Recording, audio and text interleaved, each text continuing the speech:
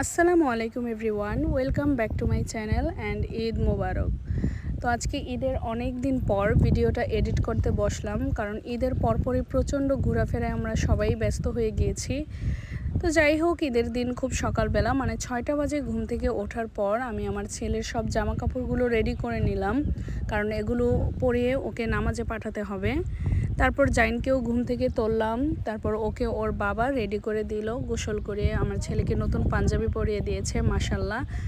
তারপর আমার ছেলে পাঞ্জাবি পরে ঈদের নামাজ পড়তে যাওয়ার আগে দিয়ে আবার সালামি তোলাতে খুব ব্যস্ত হয়ে গিয়েছিল। ওকে সবাই সালামি দিচ্ছিল, নানু মামা, তারপর ওর বাবা, ওর মামিরা।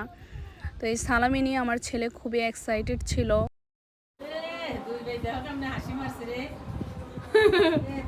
জাইন মাথা নোয়াও।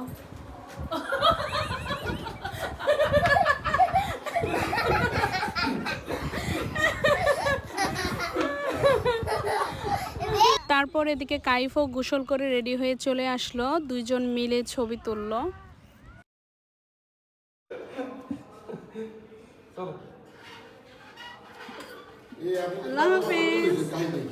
ঈদের দিন সকালের মেইন আকর্ষণ হচ্ছে আমার মায়ের হাতের সেমাই।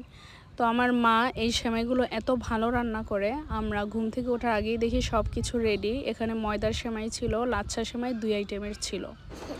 তারপরে এই যে দেখেন আমার ভাতিজি আছে যে 3জন, ওরা তো আমাকেই ওদের সাজিয়ে দিতে হয়, আমাকেই চুল বেঁধে দিতে হয়, তারপর আমাকেই ওদের হাতে মেহেদি দিয়ে দিতে হয়। তো এই দেখেন সকাল সকাল গোসল করে আমার ভাতিজিদেরও সাজিয়ে দিলাম।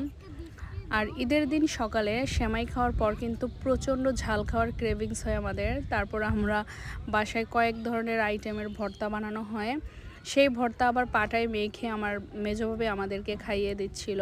আর বিশ্বাস করবেন না, ঝাল খাওয়ার পর গরম গরম ভাত দিয়ে এরকম কয়েকটা আইটেমের ভর্তা খেতে যে কী মজা লাগে।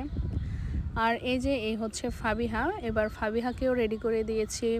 আমার এই ভাতিজি খুবই অসুস্থ ছিল, রিসেন্টলি ওর একটা অপারেশন হয়েছে, তারপরও আলহামদুলিল্লাহ খুব তাড়াতাড়ি রিকভার করছে। আর এবার আমার রেডি হওয়ার পালা। খুবই সিম্পল একটা মেকওভার করেছি আর সুতি ড্রেস পরেছি, যেহেতু ঘরেই থাকবো ঈদের দিন, আর কোথাও তেমন বের হওয়া হয়নি। এবার কারিমাকে রেডি করে দেওয়ার পালা। কারিমার চুল যেহেতু একটু বড় বড়, ওর চুল শুকাতে সময় লাগছিল, তারপর চুল বেঁধে দিলাম। তারপর সাজ ও নিজেরটা নিজেই এখন সাজতে পারে। তো এবার ওদের রেডি করে দেওয়ার পর এখন দুপুরের রান্নাবান্নার অলরেডি আয়োজন শুরু হয়ে গিয়েছে এদিকে। তো ডিমের কোরমা করা হয়েছে, গরুর মাংস করা হয়েছে, মুগ ডাল আর হচ্ছে পোলাও করা হয়েছে। আর এদিকেই দেখেন আমার নানির সাথে আমি দুষ্টামি করছিলাম, আমার নানি আমাকে সালামি দিবে নাকি সেটা চাচ্ছিলাম। আমার নানিও খুবই অসুস্থ হয়ে গিয়েছে, বয়স্ক মানুষ। তারপর আবার দুপুরের আগে আগে আমরা সবাই মিলে চটপটি খেলাম, বাসায় বানানো হয়েছিল চটপটি। তো দুপুরে খাওয়া দাওয়ার পর আমি আবার হাতে একটু নেল পলিশ দিচ্ছিলাম, কারণ আমরা ছাদে যাব, ছবি তুলবো, আবার একটু রেডিও হতে হবে। তো আমার ভাতিজিরও সবাই রেডি হলো অ্যান্ড আমিও এদিকে রেডি। তো আমার কিন্তু ঈদের দিনের মেইন ড্রেস এখনও পর্যন্ত পরা হয়নি, আজকে ঈদের 6ষ্ঠ দিন। তো এই হচ্ছে আমাদের ছাদ সবসময় বন্ধ থাকে, কারণ এখানে জেনারেটরের অনেক লাইন টাইন আছে। আর 10 তলার উপরের ছাদগুলো হয়তো বা বন্ধই থাকে মুন্সিগঞ্জে। তো আমরা দারোয়ানকে বলে জাস্ট 10 মিনিটের জন্য ছাদে উঠেছিলাম কিছু ছবি তোলার জন্য। তো এই যে দেখেন একে একে এখন সবার ছবি তোলা হবে। জাইন কেমন করে? তারপর ঈদের দিন সন্ধ্যাবেলা আমরা খেলাম ফুচকা, বাসায় বানানোই ফুচকা, কিন্তু এগুলো বাচ্চারা তো ফুচকা খাওয়ার জন্য পুরো পাগল।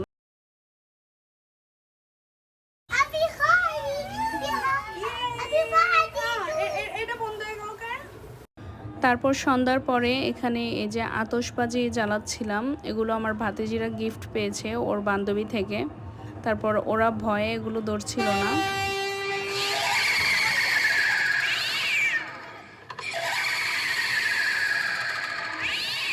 আর লাস্ট মোমেন্টে প্ল্যান হলো আমরা মেলায় যাব। মেলাটা আমার বাসা থেকে একদমই কাছে, এখনও পুরোপুরি কিন্তু শুরু হয়নি, তবে রাইডগুলো শুরু হয়ে গেছে। আর ভূতের বাড়িতে এত ভয়ানক শব্দ, বাচ্চারা রীতিমতো কান্না শুরু করে দিয়েছে।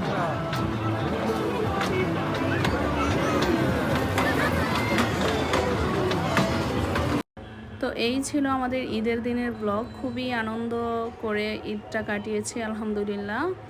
তো সবাইকে অনেক ধন্যবাদ ভিডিওটি দেখার জন্য।